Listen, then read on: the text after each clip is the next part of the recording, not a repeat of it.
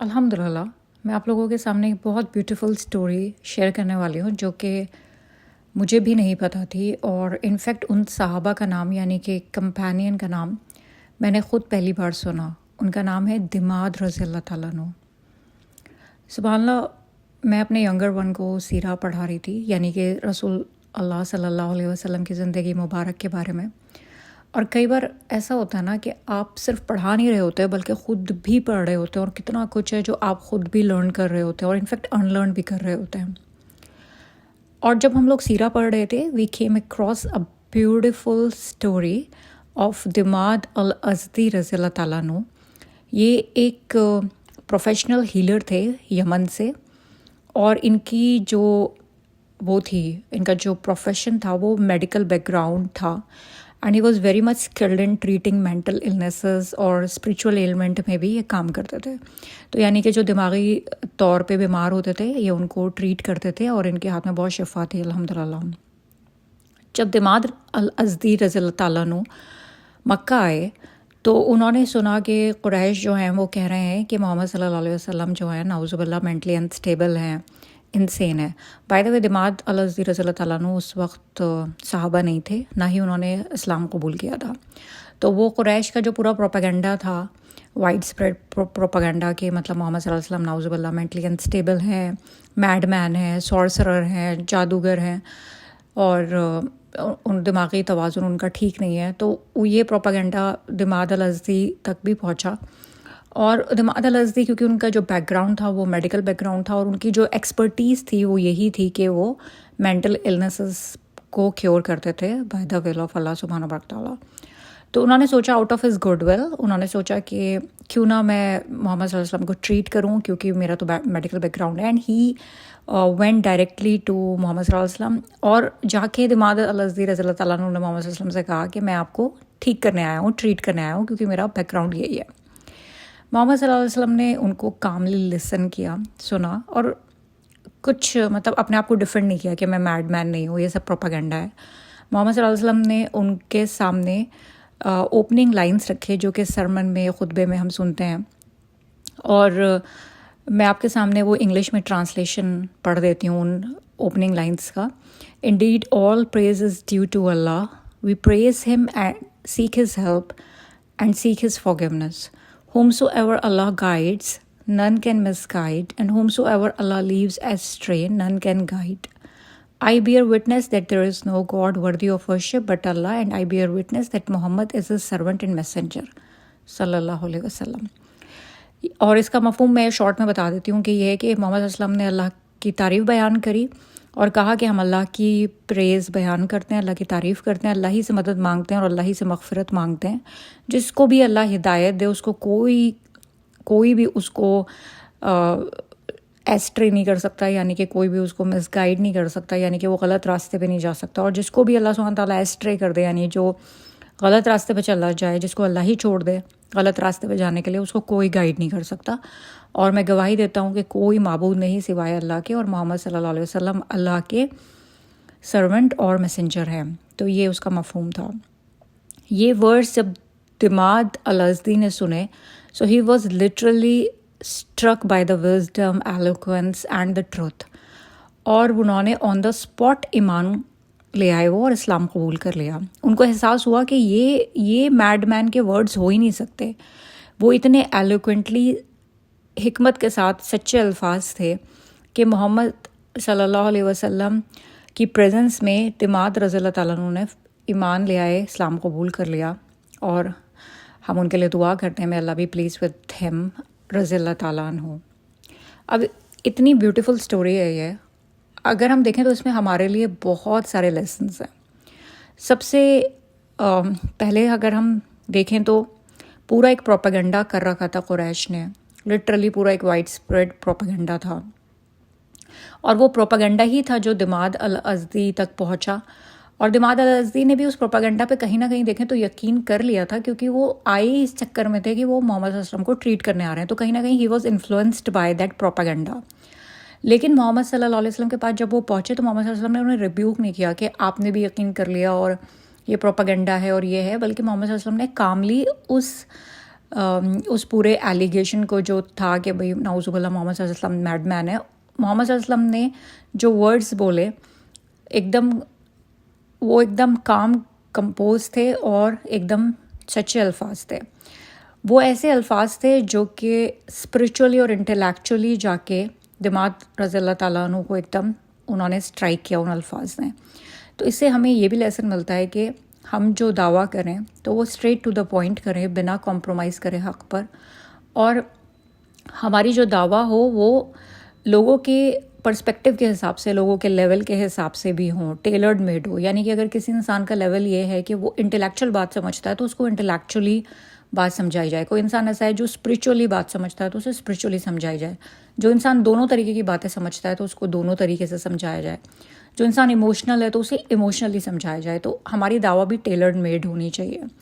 Other then that اگر ہم دیکھیں تو سبحان اللہ, اللہ الحکیم کی کتنی زبردست حکمت, کتنا وائڈ اسپریڈ پروپیگنڈا تھا قریش کا محمد صلی اللہ علیہ وسلم کے اگینسٹ. لیکن یہ سیم پروپیگنڈا ہی ایک ٹریگرنگ پوائنٹ بنا دماغ الازدی کے لیے کہ وہ محمد صلی اللہ علیہ وسلم سے ملیں. Out of his good will انہوں نے سوچا میرا میڈیکل بیک گراؤنڈ ہے تو آئی ول ٹریٹ محمد صلی اللہ علیہ وسلم. بٹ سبحان اللہ in return he got the guidance. تو اس سے ہمیں یہ لیسن بھی ملتا ہے, ایون دو کتنا بھی پروپیگنڈا اسلاموفوبس کر لیں, کتنے بھی اسلام کے دشمن کتنا بھی بڑا پروپیگنڈا کر لیں, اللہ سبحانہ و تعالیٰ کی حکمتیں چھپی ہوتی ہیں بہت ساری چیزوں میں جو ہمیں اپیرنٹلی نہیں دکھ رہی ہوتی ہیں. تو ایون دو بہت چیلنجز آتے ہیں لیکن ان چیلنجز میں بھی ہمارے لیے بہت ساری جو ہوتی ہیں وہ اپارچونیٹیز ہوتی ہیں. اب آپ سوچئے اسی ایک پرٹیکولر پروپیگنڈا نے دماغ الازدی کو ایمان قبول کروا دیا. سبحان اللہ, وہ ٹریگرنگ پوائنٹ بنا ان کے لیے. ایک لیسن اور ہم اس میں سے ڈرا کر سکتے ہیں جو کہ بہت ہی سگنیفیکنٹ ہے کہ دماغ الازدی رضی اللہ تعالیٰ عنہ even though he was formally influenced, کہیں نہ کہیں وہ انفلوئنس تھے قریش کے پروپیگنڈا سے, لیکن جب وہ محمد صلی اللہ علیہ وسلم سے ملے اور ان سے ڈائریکٹلی ان کی بات سنی تو ان کو سمجھ میں آ گیا. He didn't take a moment to recognise کہ محمد صلی اللہ علیہ وسلم میڈ مین نہیں ہے. وہ سمجھ گئے کہ یہ فالس پورا پروپیگنڈا ہے اور پورے ایکیوزیشنز ہیں. تو اس سے ہمیں یہ بات بھی سمجھ میں آتی ہے کہ جب ہم ایون تو دنیا کچھ بھی کہہ رہی ہو, مین اسٹریم میڈیا کچھ بھی کہہ رہا ہو, لیکن جب ہم حق کی پریزنس میں ہوتے ہیں تو اس کو ہمیں لٹرلی ایکنالج کرنا آنا چاہیے, اس کو ہمیں ایکسیپٹ کرنا آنا چاہیے. دماغ الازدی ایک کہیں نہ کہیں ایک سپیریئر پوزیشن سے آئی ہے سوچ کے کہ میں میڈیکل بیک گراؤنڈ سے ہوں, I am going to treat that person. لیکن وہاں جا کے انہیں اور ہدایت مل گئی تو انہوں نے الٹا انہیں ہی وہاں پہ کچھ مل گیا, جبکہ وہ وہاں دینے گئے تھے. وہ اپنا ایک میڈیکل ایکسپرٹیز کے بیک گراؤنڈ کے بیسس پہ کیور دینے گئے تھے, لیکن اللہ سبحانہ تعالیٰ نے انہیں ہدایت دے دی. تو کئی بار ایسا ہوتا ہے بیچ میں ایگو بھی آ جاتی ہے, انسان سوچتا ہے کہ نہیں میں کیسے مطلب کوئی چیز لے سکتا ہوں, how can I accept it, میں نے تو اس چیز پہ بلیو کیا. تو ہماری ایروگنس, ایگو یہ سب بھی نہیں آنی چاہیے. ہمارا انکلینیشن ہمیشہ حق کی طرف ہونا چاہیے, اور جب حق ہمارے سامنے پریزنٹ کیا جائے تو اس کو ہمیں ایکسیپٹ کرنا چاہیے اگر وہ واقعی حق ہے تو. اس کے علاوہ اگر ہم دیکھیں تو دماغ الازدی رضی اللہ تعالیٰ عنہ نے جو بھی سلینڈر کر رکھا تھا قریش نے, ان کے ججمنٹ کو کلاؤڈ نہیں ہونے دیا. جب انہوں نے احساس کر لیا کہ یہ تو حق بات ہے اور ایک میڈ مین ایسی باتیں کر ہی نہیں سکتا, اتنی ایلوکینس اور اتنی وزڈم اور اتنی ٹروتھفلنس کے ساتھ ایک میڈ مین بات ہی نہیں کر سکتا, بیکاز وہ ان کی ایکسپرٹیز تھی وہ فیلڈ مینٹل النس کو کیور کرنے کی اور ٹریٹ کرنے کی. تو he was very well aware of کہ میڈ مین کیسے ہوتے ہیں یا مینٹلی انسٹیبل لوگ کیسے ہوتے ہیں. تو انہوں نے اپنے ججمنٹ کو کلاؤڈ نہیں ہونے دیا. He didn't think what if, وہ ڈاؤٹ میں نہیں آئے. بائی دا وے کلیئرٹی بھی اللہ کی بہت بڑی نعمت ہوتی ہے. اگر ہم ڈاؤٹ میں نہیں ہیں تو یہ بھی اللہ کی بہت بڑی نعمت ہوتی ہے. اس سے ایک چیز ہمیں اور سمجھ میں آتی ہے کہ اگر آس پاس ایسا ہے کہ ایک رائے بنائی جا رہی ہے, ایک پبلک اوپینین بنایا جا رہا ہے, تو ضروری نہیں ہے کہ آپ اس پبلک اوپینین کو, ایون دو آپ انیشیلی اس کے انفلوئنس میں آ گئے ہوں, لیکن اگر آپ نے حق کو پہچان لیا ہے تو ضروری نہیں آپ اس پبلک اوپینین کے انفلوئنس میں ہی رہیں اور ایک ہرڈ مینٹیلٹی فالو کریں.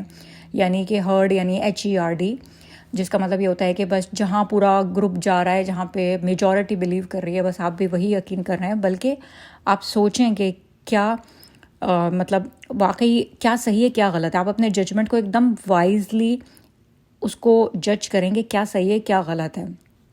اس سے ہمارے لیے بہت بڑا لیسن یہ ہے کہ ہم لوگوں کی لائفس میں بھی کئی بار ایسا ہوتا ہے. Literally I have seen, in fact I have personally seen beautiful marriages, strong bonds, well knitted homes shattering away, literally ٹوٹتے ہوئے دیکھے ہیں میں نے, جسٹ بیکاز کچھ لوگوں نے آ کے کچھ نا اتفاقیاں پیدا کر دیں یا ایک پبلک اوپینین کریٹ کر دیا, ایک نگیٹو اوپینین کریٹ کر دیا, اور لوگ جو ہیں اس اوپینین کو اتنا زیادہ بلیو کرنے لگتا ہے کیونکہ انہیں لگتا ہے سب بلیو کر رہے ہیں.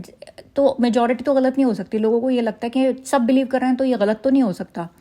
ہرڈ مینٹالٹی لوگ فالو کرتے ہیں, HERD, ہرڈ مینٹالٹی لوگ فالو کرتے ہیں. تو لوگوں کو لگتا ہے اگر سب کہہ رہے ہیں, سب یہ بات کہہ رہے ہیں تو یہ ایسے ہی ہوگا.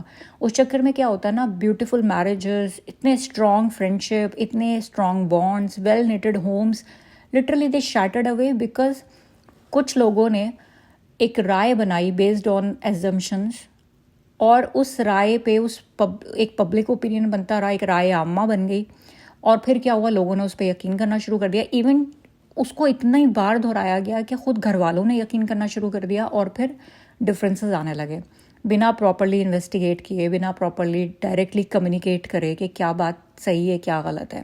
تو اس سے ہمیں یہ بھی لیسن ملتا ہے کہ ہم لوگ جو ہیں, کوئی بھی بات ہو, کوئی بھی چیز ہو, تو ہمیں خود بھی سوچنا چاہیے کہ ضروری نہیں کہ اگر میجورٹی یہ کہہ رہی ہے, ہرڈ مینٹالٹی یہ ہے, تو مجھے بھی یہی فالو کرنا ہے.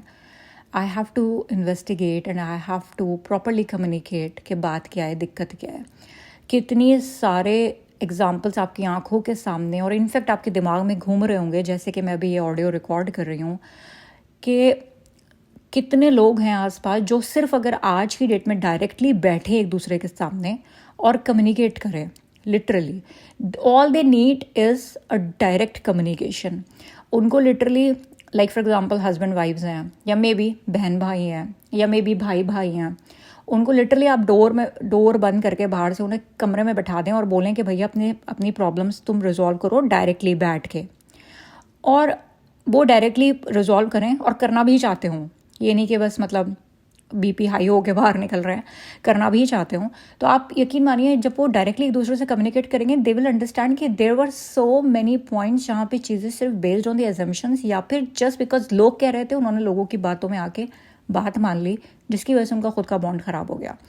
تو یہ آپ لوگوں کے آنکھوں کے سامنے بہت سارے ایگزامپلس خود ہی گھوم رہے ہوں گے کہ کتنی بار ایسا ہوتا ہے کہ ایک رائے بن گئی ہوتی ہے, اور وہ باقاعدہ بلکہ بنائی گئی ہوتی ہے. کئی بار لوگ مطلب لاشعوری طور پہ بھی بنا دیتے ہیں, اور کئی بار ایسا ہوتا ہے لوگ انٹینشنلی بھی شیطان کے الائز بن کے, انہیں مزہ آتا ہے لوگوں کے گھروں میں ایک ڈسکارڈ پیدا کرنے میں. کچھ لوگوں کے مطلب یہ مطلب کچھ لوگوں کی ہیبٹ ہوتی ہے تو اگر ہم پراپرلی کمیونیکیٹ کریں اور ڈائریکٹلی بات کریں تو اس سے بھی بہت ساری چیزیں ہوتی ہیں جو آپ کو ایک دم آپ کا جو ججمنٹ ہوتا ہے وہ کلیئر ہو جاتا ہے کہ کیا صحیح ہے کیا غلط ہے.